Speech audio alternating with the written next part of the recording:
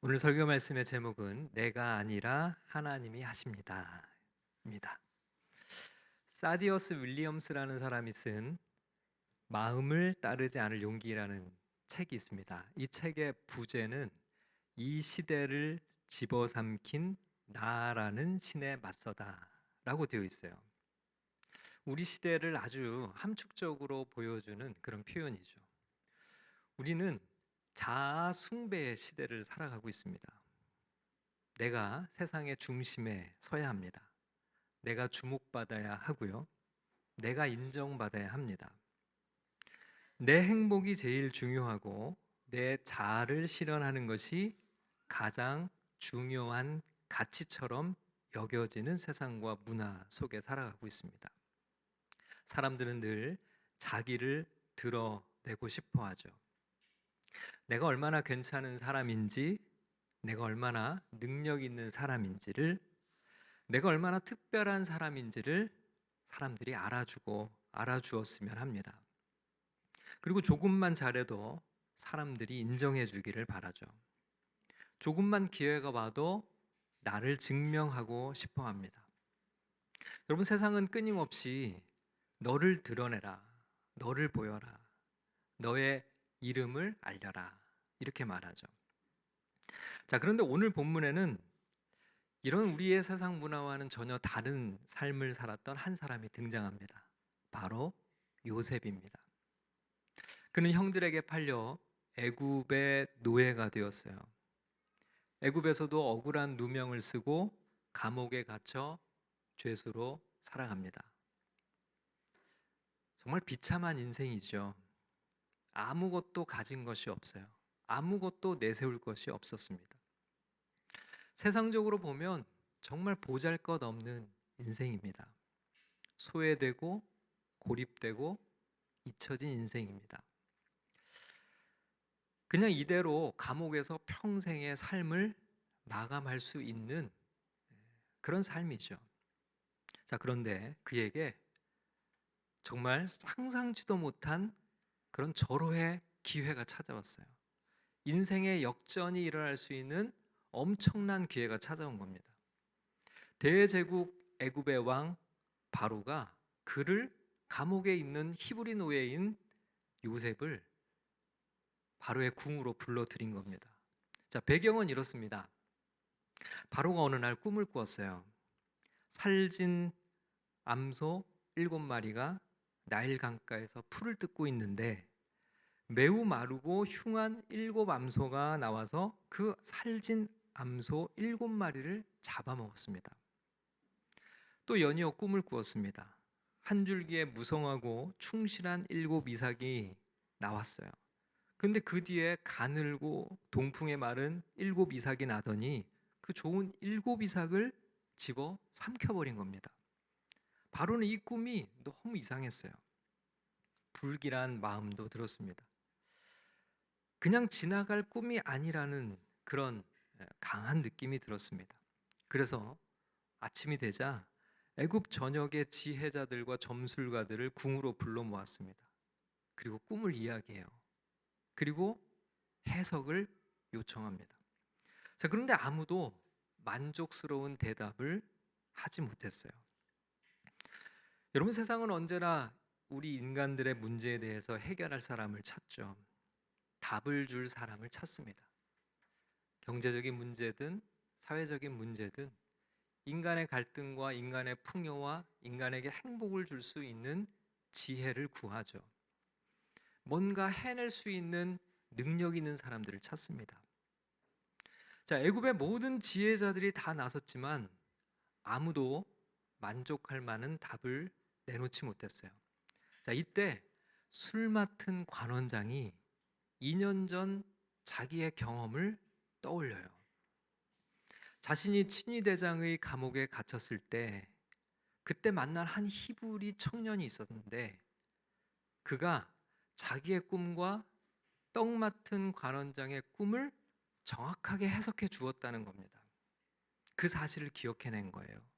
그리고 바로 왕에게 요셉을 추천했습니다.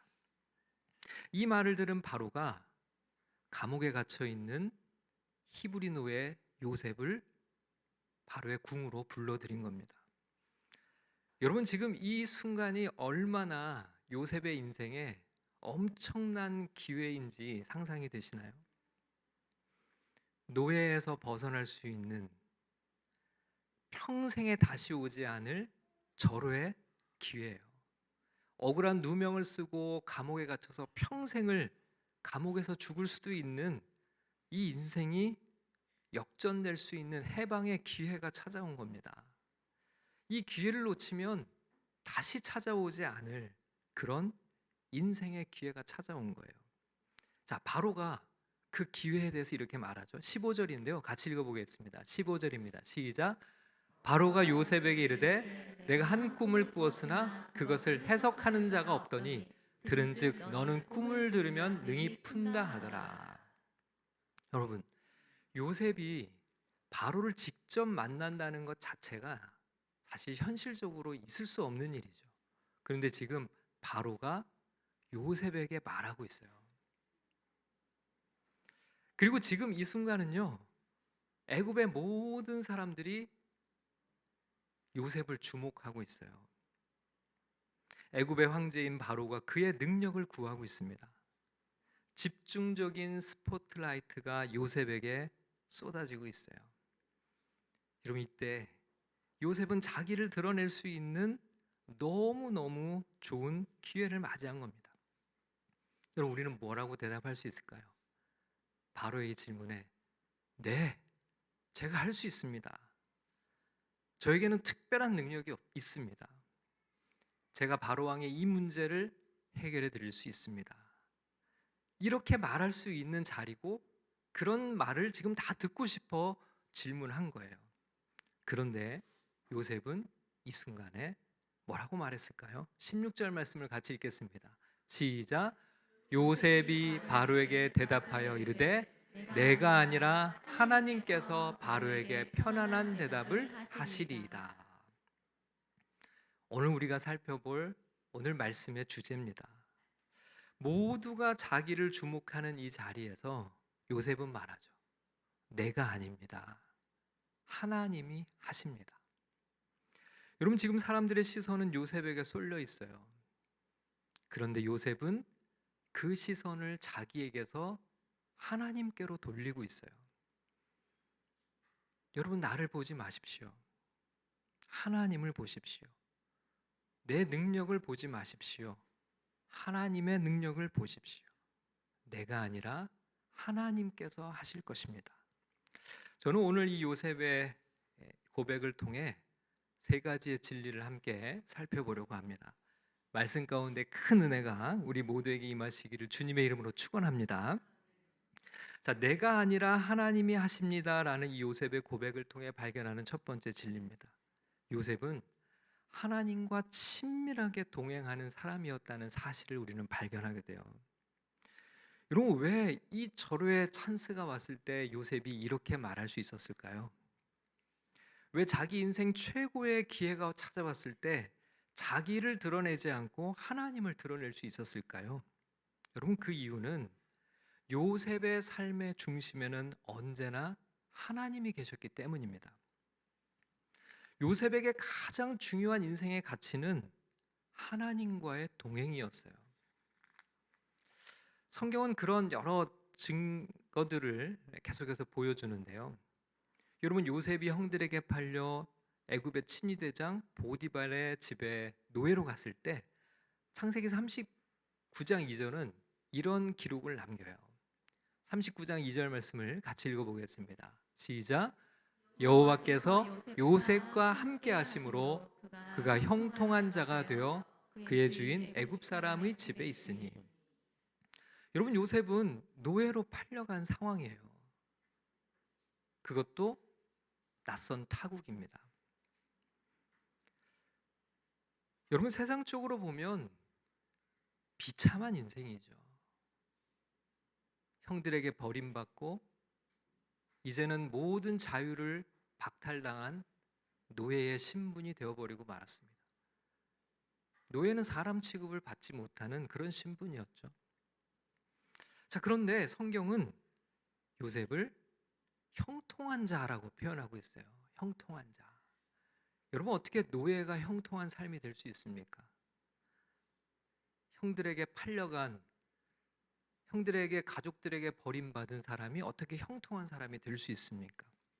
그런데 성경은 그를 형통한 자가 되었다라고 표현하고 있어요. 왜 그럴까요?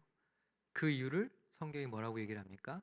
여호와께서 요셉과 함께 하심으로라고 말씀하고 있습니다. 여호와께서 그와 함께 하심으로, 그와 동행하심으로 그가 형통한 자가 되었다는 그런 표현이에요. 자, 39장 3절 말씀도 같이 읽어보겠습니다. 시작. 그의 주인이 여호와께서 그와 함께 하심을 보며 또 여호와께서 그의 범사에 형통하게 하심을 보았더라. 자, 애굽 사람 보디발의 눈에도 요셉과 함께 하시는 하나님이 보였어요. 여러분, 요셉은 자기의 능력과 자기의 가치로 빛나는 사람이 아니었습니다. 그는 그와 함께 하시는 하나님으로 빛이 나는 사람이었어요. 하나님이 그와 동행하심을 통해 빛이 나는 사람이었습니다. 그는 하나님과의 친밀한 교제 안에서 그 복을 누리고 있는 사람이었어요. 여러분, 이런 억울한 인생의 상처와 고난 속에서도 하나님과의 친밀한 교제와 동행이 있는 사람은 결코 무너지지 않아요. 좌절하지 않습니다. 왜냐하면 하나님과의 친밀한 관계 안에 살아가기 때문이죠. 여러분, 보디발의 아내가 요셉을 유혹했을 때 요셉이 무엇이라고 말하죠? 자, 39장 9절 말씀을 같이 읽어보겠습니다. 시작. 이 집에는 나보다 큰 이가 없으며 주인이 아무것도 내게 금하지 아니하였어도 금한 것은 당신뿐이니 당신은 그의 아내임이라. 그런즉 내가 어찌 이 큰 악을 행하여 하나님께 죄를 지으리까. 여러분, 요셉에게 가장 중요한 것이 하나님과의 친밀한 교제였음을 보여주는 그런 장면이에요. 여러분, 그가 두려워했던 것은 하나님과의 친밀함이 깨어지는 것이었습니다. 그래서 이 죄악의 유혹 앞에서도 흔들리지 않았어요. 그는 이것을 결코 잃어버리고 싶지 않았습니다. 죄 때문에 하나님과의 관계가 깨어지고 죄 때문에 하나님이 멀게 느껴지는 것을 그는 가장 두려워했던 거죠. 세상의 성공보다 하나님과의 친밀함, 하나님과의 동행, 세상의 인정보다 하나님의 인정이 요셉에게는 가장 중요했던 것입니다.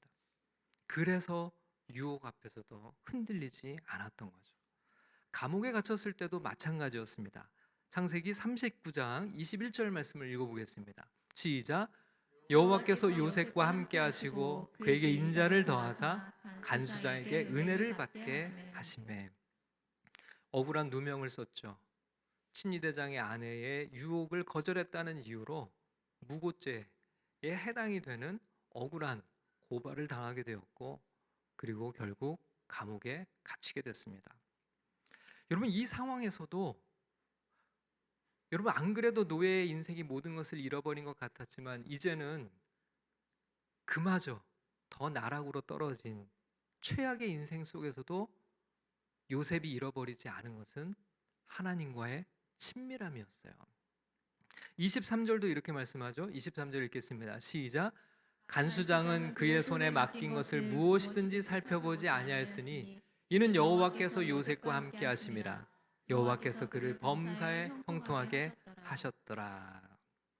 노예로 팔려가서 억울하게 감옥에 갇혔어요. 세상적으로 보면 모든 것을 잃어버린 사람입니다. 그런데 성경은 그가 항상 하나님과의 친밀함 속에 주님과 동행하는 인생을 살고 있었던 자라고 말하죠. 그리고 그를 범사에 형통하게 하셨다. 사실은 그는 모든 것을 가진 사람이었다는 뜻이죠. 여러분, 하나님을 가진 사람은 모든 것을 가진 사람입니다. 하나님과의 친밀함 속에 살아가는 이들은 모든 것을 누리는 사람이죠. 성경은 그가 하나님과 함께했고 그가 이 친밀함을 하나님과 누리는 것을 사람들이 보았다고 얘기를 하고 있습니다. 여러분, 성경이 말하는 형통은 세상에서 일이 술술 풀리는 삶이 아니에요. 부가 늘어나고 높은 자리에 올라가는 것, 그런 것이 아니에요. 하나님과 함께함, 하나님과 친밀한 관계 안에서 주님과 교제하는 삶, 그 삶이 진정으로 형통한 삶이라고 말씀하고 있습니다. 그렇기 때문에 여러분, 요셉은요, 지금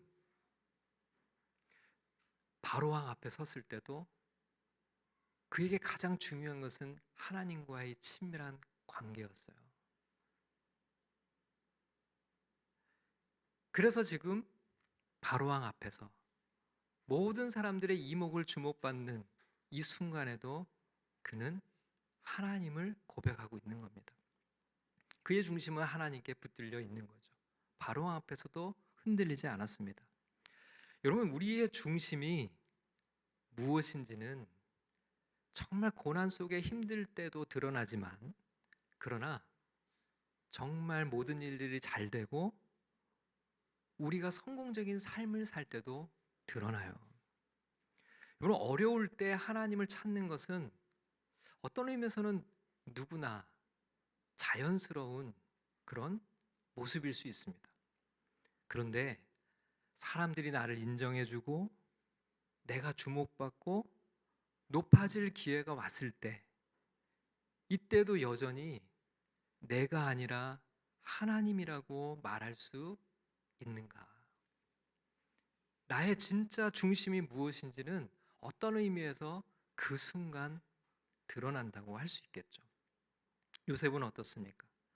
감옥에서도 하나님을 잃지 않았어요.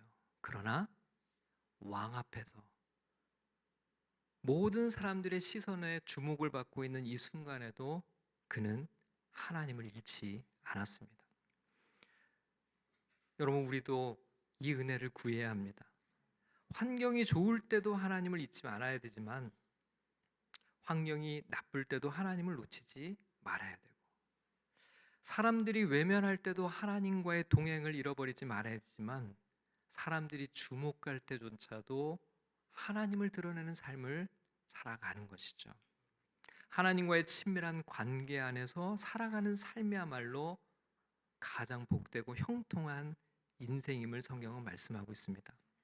우리 모두 주님과의 친밀함을 누리는 그런 형통한 인생을 다 함께 살아갈 수 있기를 주님의 이름으로 축원합니다. 자, 내가 아니라 하나님이 하십니다라는 고백에 담긴 두 번째 진리입니다. 요셉은 하나님의 능력을 전적으로 의지하는 삶을 살았다는 사실입니다. 여러분, 내가 아니라 하나님께서 하십니다라는 고백은 요셉이 하나님의 능력을 얼마나 의지하며 살았는가를 보여주는 그런 표현이라고 할 수가 있죠.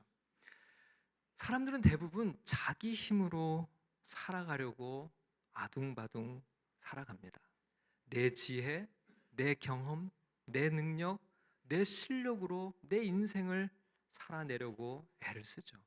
자, 그런데 어떻습니까? 그렇게 애를 쓰고 수고하지만 우리는 어떻습니까? 늘 피곤하고 늘 한계에 부딪히고 늘 불안합니다. 왜 그럴까요? 내 능력은 한없이 유한하기 때문에 그렇죠. 내가 감당할 수 있는 일은 너무 초라하기 때문에 그렇습니다. 근데 여러분, 요셉은 달랐어요. 그는 하나님의 전능하신 능력을 의지하며 살았습니다. 여러분, 40장 8절 말씀을 같이 한번 읽어보겠습니다. 40장 8절 시작. 그들이 그에게 이르되 우리가 꿈을 꾸었으나 이를 해석할 자가 없도다. 요셉이 그들에게 이르되 해석은 하나님께 있지 아니하니까 청하건대 내게 이르소서. 여러분, 사람들은 사람들의 능력을 찾고 찾았어요. 근데 그 능력을 찾지 못했죠. 자, 이때 요셉이 이렇게 말합니다. 능력은 하나님께 있습니다. 능력은 하나님께 있습니다. 여러분, 지금 히브리 노예, 감옥에 억울하게 갇혀 살아있는 죄수의 신분으로 하나님의 능력을 이야기하기에는 스스로가 초라하게 느껴지지 않았을까요? 사람들이 어디 그에게 귀를 기울일까요? 그러나 그렇지 않았어요. 애굽은 요셉은 하나님께 능력이 있습니다. 우리 인생의 문제의 해결은 하나님께 있습니다라고 담대하게 고백을 했습니다. 왜요? 왜 그렇게 얘기할 수 있었을까요? 그는 비록 감옥에 있었을지 몰라도 그는 이 믿음이 있었어요. 내 인생의 해답도 하나님께 있습니다. 우리 인생의 주인은 하나님이십니다. 그는 감옥에 있지만 이 믿음을 잃어버리지 않았습니다. 그리고 그는 지금도 바로 앞에서 동일하게 이 고백을 하고 있는 거죠. 내가 아니라 하나님께서 바로에게 편안한 대답을 하실 것입니다. 여러분, 이것이 바로 믿음입니다. 여러분, 믿음은요, 나는 할 수 있다가 아니에요. 믿음은 하나님은 하실 수 있다입니다. 요셉은 자기 자신을 의지하지 않았어요. 자신의 무능함을 철저하게 그는 인정했습니다. 그러나 하나님의 능력을 신뢰했기에 담대했어요. 자기 힘으로 하려고 하면 우리는 늘 불안한 인생을 살 수밖에 없습니다. 혹시라도 틀리면 어떨까? 혹시 실패하면 어쩔까? 혹시 기대를 못 채우면 어떨까? 두려움이 밀려들죠. 여러분, 지금 바로 앞에서 꿈을 해석했는데 그 꿈이 틀리면 어떻게 되나요? 감옥에서 난 목숨이라도 부지하죠. 그 꿈이 틀렸다면 그는 살아남기 어려울 겁니다. 그러나 그는 담대하게 하나님을 얘기해요. 불안해하지 않습니다. 하나님이 하신다고 믿는 사람은 담대하게 살아가요. 하나님은 능치 못하심이 없으신 분임을 믿기 때문이죠. 하나님은 감옥에 있는 요셉을 왕 앞에 세우실 수 있는 분이십니다. 하나님은 세상 모든 지혜자들이 모르는 답을 주실 수 있는 분이시죠. 하나님은 한 사람을 통해 한 나라를 살리실 수 있는 분이십니다. 여러분, 우리가 붙들어야 될 삶의 비밀이 바로 여기 있습니다. 내 힘으로 사는 인생이 아니라 하나님의 능력을 의지하는 삶이죠. 여러분, 우리의 가정도, 우리의 사업도, 우리의 직장도, 공부도, 사역도 모두 마찬가지입니다. 우리는 최선을 다합니다. 그러나 그 근거를 내 능력에 두지 말아야 됩니다. 하나님의 능력에서 우리의 모든 열심이 나와야 되는 거죠. 그래서 우리는 늘 이렇게 고백해야 됩니다. 요셉처럼 내가 아니라 하나님이 하십니다. 능치 못하심이 없으신 하나님이 하실 것입니다. 나는 할 수 없으나 하나님이 하시면 무엇이든지 하실 수 있습니다. 이 믿음으로 담대하게 세상을 살아가는 우리 모두가 될 수 있기를 주님의 이름으로 축원합니다.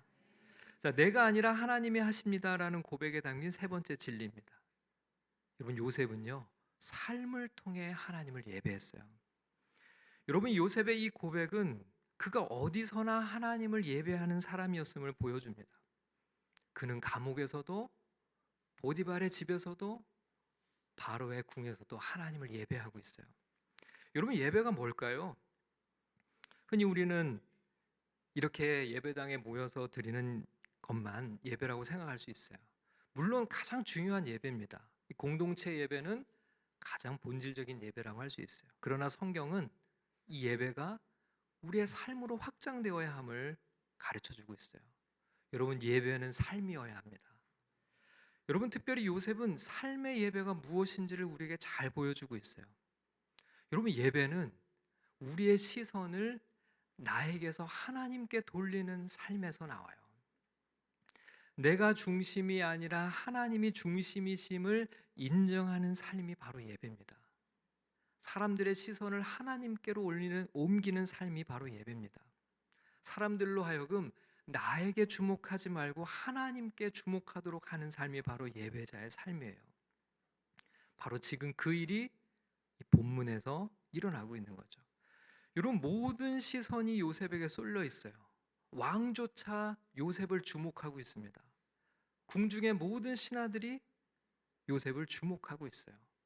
애굽이라는 대제국이 요셉을 주목하고 있습니다. 근데 이 순간 요셉이 말하죠. 내가 아니라 하나님이 하십니다. 여러분, 이게 바로 예배입니다. 나에게 쏠린 시선을 하나님께 돌리는 것이죠. 나를 보지 마시고 하나님을 보십시오. 내 능력에 주목하지 마시고 그 능력을 주시는 분을 주목하십시오. 나를 높이지 마시고 하나님을 높이십시오. 여러분, 우리 시대는 자아 숭배의 시대예요. 모두가 자신을 높이려 하고 자신을 숭배하고자 하는 시대입니다. 세상의 중심에 내가 서고 싶어 합니다. 주목받고 싶고 인정받고 싶고 드러나고 싶어요. 그게 성공한 인생이라고 모두가 생각합니다. 다른 사람들의 시선을 날마다 의식하면서 살아갑니다. 사람들의 인기와 관심을 쫓아 살아갑니다. 그걸 잃어버릴까 봐 늘 불안해합니다. 그리고 잃어버리면 우울하고 절망해합니다. 근데 여러분, 나에게 주목할수록 우리의 인생이 더 행복할까요? 오히려 더 불행해진다고 얘기해요. 그럼 제가 처음에 소개해드렸던 마음을 따르지 않을 용기라는 책에 이런 대목이 있습니다. 제가 한번 읽어보겠습니다.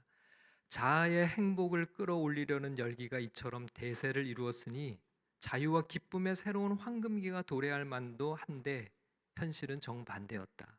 심리학자 데이비드 마이어스가 The American Paradox라는 책에서 미국의 모순이라는 제목의 책에서 세심히 그 증거를 제시했듯 1960년부터 21세기 벽두까지 미국에서 이혼율은 2배, 청소년 자살률은 3배, 폭력 범죄율은 4배, 교도소 수감자는 5배, 사생아 출산율은 6배, 결혼 아닌 동거, 궁극적 이혼의 유의미한 전조인 결혼 아닌 동거는 무려 7배로 늘었다.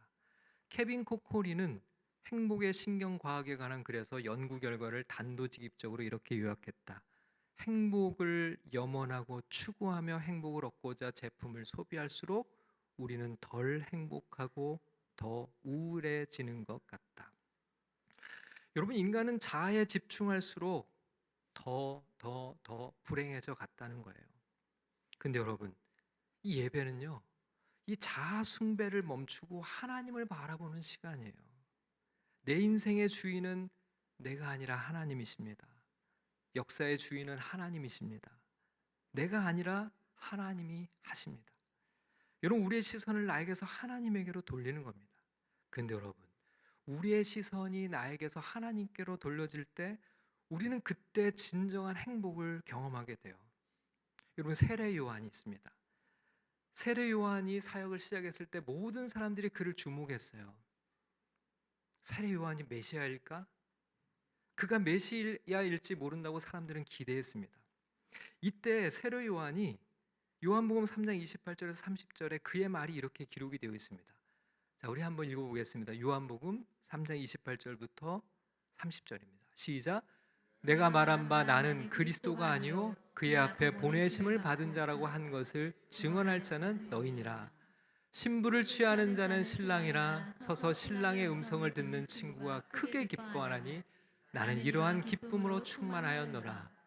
그는 흥하여야 하겠고 나는 쇠하여야 하리라 하니라. 아멘. 여러분, 세례 요한의 놀라운 고백이에요. 여러분, 보통 우리들은 뭐라고 생각합니까? 내가 흥해야 한다고 생각하잖아요. 그래야 행복하다고 생각하죠.